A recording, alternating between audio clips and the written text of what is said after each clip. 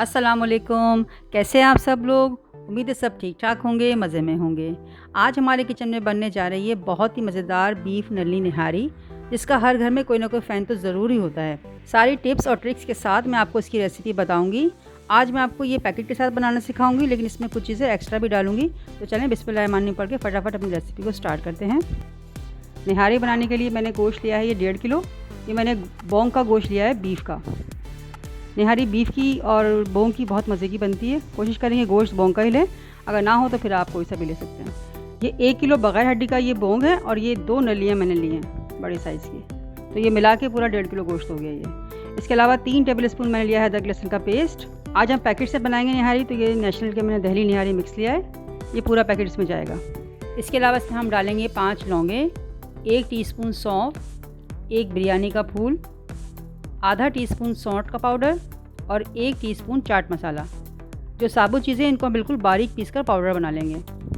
सबसे पहले एक पैन में हम डालेंगे आधा कप तेल। जब तेल गर्म हो जाएगा तो इसमें हम डाल देंगे 3 टेबल स्पून अदरक लहसुन का पेस्ट और साथ ही इसमें हम डाल देंगे सारा गोश्त और इसकी अच्छी तरीके से भुनाई करेंगे ताकि इसकी सारी रॉ स्मेल ख़त्म हो जाए। इसको खूब अच्छी तरीके से कम हमें 10 से 15 मिनट तक भूनना है। बीच में मैंने इसे ढक्कन ढक दिया था ताकि इसका पानी सारा निकल जाए गोश्त का, और ये देखिए इतना सारा पानी निकला है इसका। अब इसे हमें सुखाना है और इसको अच्छी तरीके से भूनना है। ये नल्ली जो है ये भूनने में बहुत परेशानी कर रही थी, तो मैंने इसे बाहर निकाल दिया प्लेट में। अब मैं आराम से इस गोश्त को अच्छी तरीके से फ्राई करूँगी। इसके बाद इसमें नल्ली दोबारा शामिल कर दूँगी। अभी तक इसमें मैंने कोई मसाला शामिल नहीं किया है। जब ये अच्छी तरह भुन जाए, बिल्कुल फ्राई सा हो जाए, इसका पानी सारा ख़त्म हो जाए, तो इसमें हम मसाले डालना शुरू करेंगे। सबसे पहले हम इसमें डालेंगे जो मसाले मैंने आपको बताए थे, उनको मैंने पीस लिया है और सब आपस में शामिल करके इनको मैंने डाल दिया है इसमें। और थोड़ा सा इसमें पानी भी शामिल कर देंगे ताकि ये जले नहीं। साथ ही इसमें हम डाल देंगे पैकेट, इसका सारा मसाला मैंने डाल दिया है इसके अंदर। अब इसकी अच्छी तरीके से भुनाई करेंगे और साथ में हम थोड़ा थोड़ा पानी इसमें शामिल करते रहेंगे ताकि मसाला जले नहीं। अब इसकी हमें कम से कम 10 मिनट तक भुनाई करनी है ताकि इसका सारा मसाला बहुत अच्छा सा भुन जाए और बहुत ही अच्छी खुशबू रिलीज़ हो। भूनने के दौरान ही मैंने 2 लीटर पानी एक पतीली में डालकर रख दिया है ताकि ये गर्म हो जाए, और जब मैं ये भून लूँगी तो मैं इसमें शामिल कर दूँगी। ये देखिए इतना अच्छा भुन गया है, इसका सारा तेल अलग सा हो गया है और बहुत अच्छी खुशबू भी आ रही है। इसमें हम नल्ली भी शामिल कर देंगे जो मैंने अलग रखी हुई थी। और ये देखिए मैंने इसे अच्छी तरह मिक्स कर लिया है और इसमें हम आप डाल देंगे सारा पानी। इसमें कम से कम 2 लीटर पानी जाएगा। अगर आपको ज़रूरत हो तो आप इसमें और भी डाल सकते हैं। पानी को अच्छी तरह मिक्स करके इसके अंदर और उसको ढककर हम रख देंगे ताकि गोश्त थोड़ा सा गल जाए। इस गोश्त को मैंने कम से कम 3 घंटे गलाया था, तो 1 घंटा मैं इसमें अभी उसको गला लूँगी पहले, और उसके बाद मैं इसमें आटा शामिल कर दूँगी और उसके बाद 2 घंटे ये और पकेगा। आटा मैंने ले लिया है 4 टेबल स्पून भरकर, आप चाहें तो 5 भी ले सकते हैं। इसे अच्छी तरीके से घोल लें, तकरीबन 1 कप पानी डाल के इसे अच्छी तरह घोल लें और छलनी से इसे छान लें ताकि इसमें कोई गुठली वगैरह ना रहे। सारे लम्स वगैरह से अच्छी तरह घोल लें आप, ताकि बिल्कुल स्मूथ सा आपका पेस्ट बने।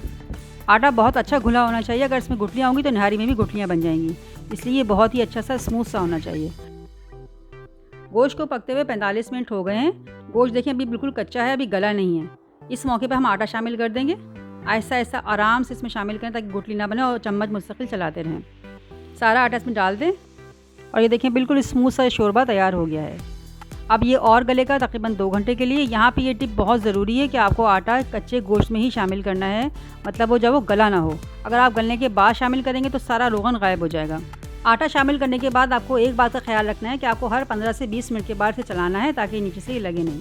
जब तक ये गोश्त गल रहा है मैंने ये लवाजमात तैयार कर ली हैं जो नहारी के लिए बहुत ज़रूरी हैं। अदरक कटी हुई बारीक, हरी मिर्चें गोल गोल कटी हुई और लीमू और हरा धनिया। ये चारों चीज़ें बहुत ही ज़रूरी होती हैं, इसके बगैर निहारी का मज़ा नहीं आता।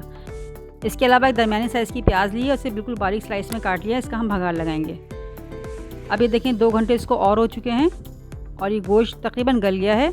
अब मैंने आधा कप घी ले लिया है, देसी घी लिया है मैंने, आप चाहें तो तेल भी ले सकते हैं या बनस्पति घी ले सकते हैं। इसमें प्याज को अच्छा सा ब्राउन कर लें।